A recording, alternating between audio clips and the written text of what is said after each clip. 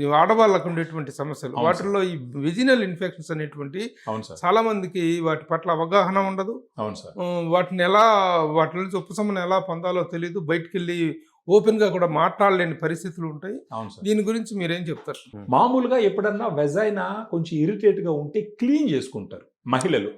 ఆ క్లీన్ చేసుకునేటప్పుడు వాటర్తో హార్డ్గా క్లీన్ చేస్తారనమాట. వెజైనా గోడల్లోకి వాటర్ని పంపించి క్లీన్ చేస్తారు ఇరిటేషన్ వల్ల. ఆ ఇరిటేషన్ వల్ల అప్పుడు ఏమవుతుందంటే లోపల ఉన్న గుడ్ బ్యాక్టీరియా అంతా ఈ వాటర్తో క్లీన్ చేసుకునేటప్పుడు బయట వెళ్ళిపోతుంది.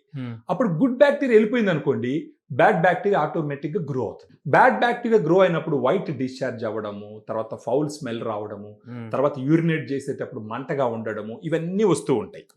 సో ఎప్పుడు కూడా ఆడవాళ్ళు చూసుకోవాల్సిన జాగ్రత్త ఏంటంటే క్లీన్ చేసుకోవాల్సిన అవసరం లేదు సార్ వెజైనాని. యాక్చువల్గా అది సెల్ఫ్ క్లెన్సింగ్ ఆర్గాన్, తనంతట అది క్లీన్ అయ్యేటటువంటి ఒక అవయవం. ఒకవేళ ఇరిటేషన్ గా ఉంటే గోరువెచ్చని వాటర్ తో బాహ్యంగా కొంచెం క్లీన్ చేసుకోవచ్చు, కానీ డీప్ గా క్లీన్ చేయకూడదు అసలు వెజైనాని. వెజైనా తనంతట తను క్లీన్ అయిపోతుంది. సో ఇలాంటి ఇన్ఫెక్షన్స్ వచ్చినప్పుడు ఉపయోగపడేటటువంటి ఒక సప్లిమెంట్ ఫెమి డిలైట్. ఇదేంటంటే 2 రకాల లాక్టోబాసిల్లస్ స్ట్రెయిన్స్ ఉంటాయి సార్ దీంట్లో. అవి యుఎస్ నుంచి ఇంపోర్ట్ చేయించి ఇక్కడ తయారు చేయించినటువంటి స్ట్రెయిన్స్. ఇవి ఏం చేస్తాయి, రోజుకు ఒక క్యాప్సూల్ వాళ్ళు భోజనం తర్వాత తీసుకుంటే ఆ వెజైనాలోకి వెళ్ళి అక్కడ గుడ్ బ్యాక్టీరియాని పెంచుతాయి.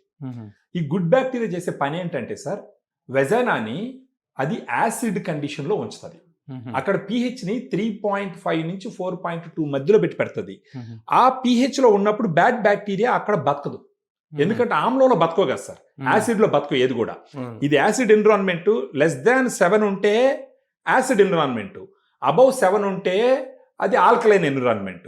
ఈ గుడ్ బ్యాక్టీరియా ఈ యాసిడ్ అక్కడ ప్రొడ్యూస్ చేయడం వల్ల అక్కడ ఏంటంటే బ్యాడ్ బ్యాక్టీరియా గ్రో అవ్వదు. సెకండ్, ఈ బ్యాడ్ బ్యాక్టీరియాని చంపేటటువంటి కొన్ని కెమికల్స్ని ఇప్పుడు ఈ ఫెమిడిలైట్లో ఉండే గుడ్ బ్యాక్టీరియా రిలీజ్ చేస్తుంది అక్కడ. సో ఆటోమేటిక్గా బ్యాడ్ బ్యాక్టీరియాని చంపడం వల్ల ఎప్పుడు కూడా వెజైనా హెల్తీగా ఉంటుంది.